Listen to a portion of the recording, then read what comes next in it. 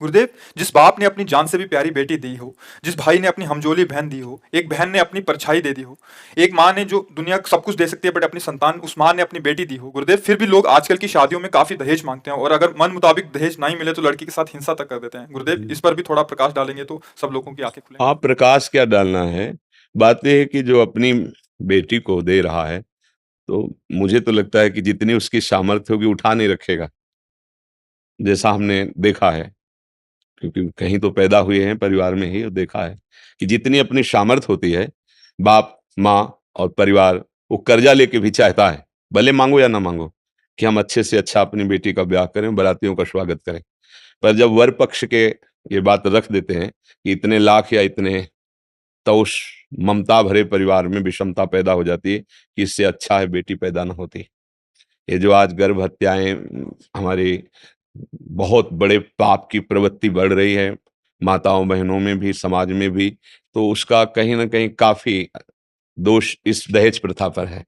क्योंकि हमने देखा है कि गाँव के जैसे किसान आदमी हैं, बेटी को पढ़ाया-लिखाया, सुंदर पुष्ट किया, ब्याह योग्य हुई, जिनके घर में अब बोले हमको इतने लाख चाहिए, और बेचारा आके घर में बैठ के रो देता है कि किसी तरह तो हम परिवार का पोषण कर रहे हैं, क्या करें?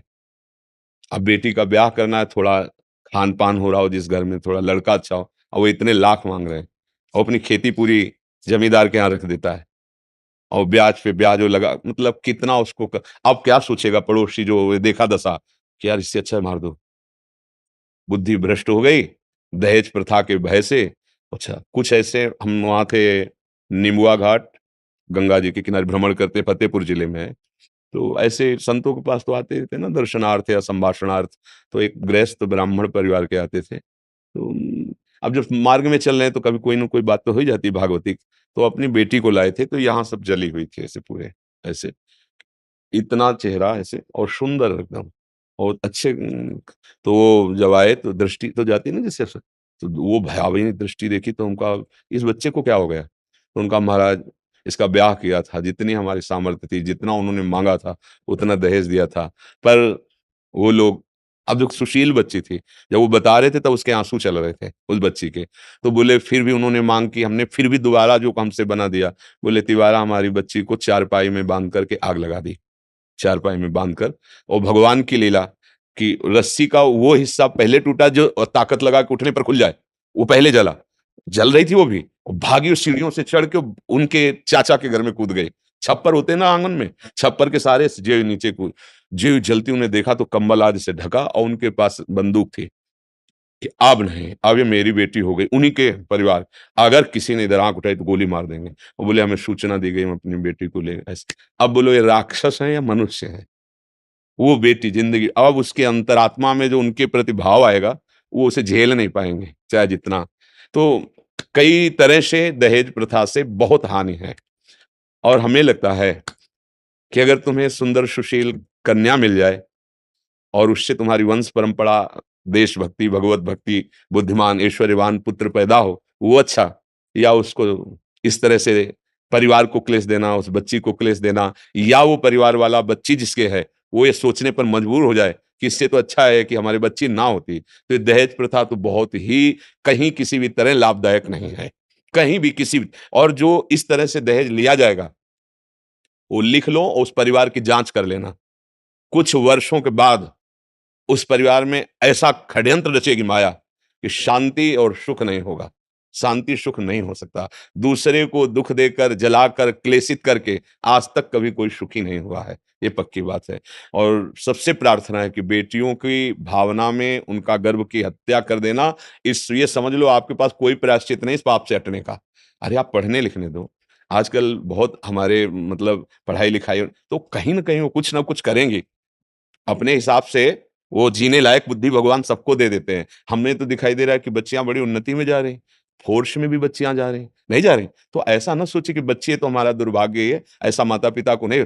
और कई जगह हमने देखा है जहाँ बूढ़े माता-पिता को कोई सहयोग नहीं देता, तो हमने देखा है बच्चियाँ ही सहयोग देती हैं। कभी लड़कों को किडनी देते हुए नहीं देखा अपने बाप को। जहाँ सुनने को आता है तो बेटी ही किडनी देती नज़र आती है।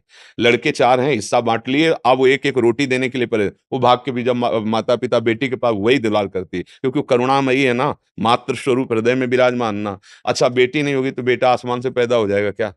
है? सोचो चाहे करोड़ों का घर हो और एक स्त्री शरीर ना हो उस घर में, किसी काम का घर नहीं है और मेहनत करके आते हो, भले 200 रुपया लाते हो और उस दैवी शक्ति के हाथ में रख दो, तुम्हारे पूरे परिवार का पोषण करेगी। किसी को भूखा नहीं रहने देगी, सबको वाणी के द्वारा, चेष्टाओं के द्वारा प्रसन्न रख ये मात्र शक्ति है। इसके साथ ऐसी भावना करना कि तुम्हारे केवल चिन्ह का ही तो फ़र्क हुआ। तुम्हारी संतान पुरुष चिन्ह से युक्त हुई तो तुम इतने महान हो गए कि आप गाली दे रहे हो, आप उसको कष्ट दे रहे हो, आप पैसे ले रहे हो और वो अपने पूरे जीवन को तुम्हारे को समर्पित किए। ये भारी दंडनीय अपराध है। यहाँ दंड अगर नहीं मिला ना, तो तैयार रहो फिर भगवान के शासन से फिर किसी को बचने का चांस नहीं मिलता। तिनकर काल रूप में भ्राता। बहुत, बहुत सावधान। ये तो बहुत अच्छा प्रश्न आपने किया है क्योंकि समाज के लिए बहुत सुधार जिसने अपनी बच्ची हमें दे दी, अपना सर्वस्व दे दिया मानो, अब उससे हमें माँगने की ज़रूरत नहीं है। और भगवान जब आप नहीं ऐसा दबाव डालोगे, तो देने वाला वो है। वो ऐसा कुछ देगा कि ने जो जितनी सामर्थ्य उतना तो दे ही देगा। तो इसलिए मुझे लगता है दहेज नहीं माँगना चाहिए। दहेज देने के भय से गर्भ में बेटी की हत्या नहीं करनी चाहिए। वो इत आज का समय देखो, आज का समय ऐसा है कि बेटी देखो हमारे राष्ट्र में तो बेटी ही राष्ट्रपति है। हमारे देश के राष्ट्रपति कौन है? है नहीं? मतलब राष्ट्र के स्वामित्व का जो प्रथम पद है, वो देवी बैठी हुई है। शक्ति तो बैठी हुई है। हे, अगर बिटिया पढ़ लिख गई तो राष्ट्रपति भी बन सकती है। तुम उस बिटिया को इन समझो कि लड़का ही भारत की सेवा कर सकता राष्ट्रपति है। राष्ट्रपति पद पहले नाम तो हमें याद है द्रौपदी मुर्मू है ना?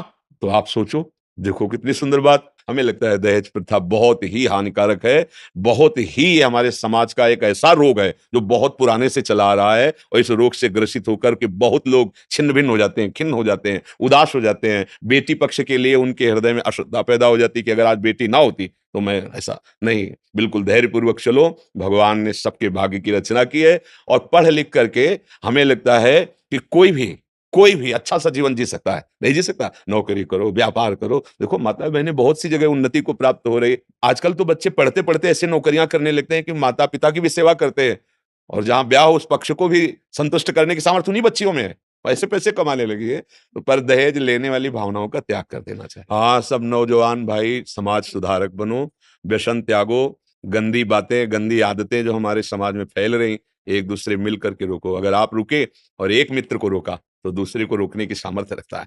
ऐसे अगर हमारा एक मोहल्ला सुधर गया, तो फिर गाँव सुधर जाएगा, एक गाँव सुधर गया, तो एक नगर सुधर जाए। धीरे-धीरे हम लोग भारतवासी हैं।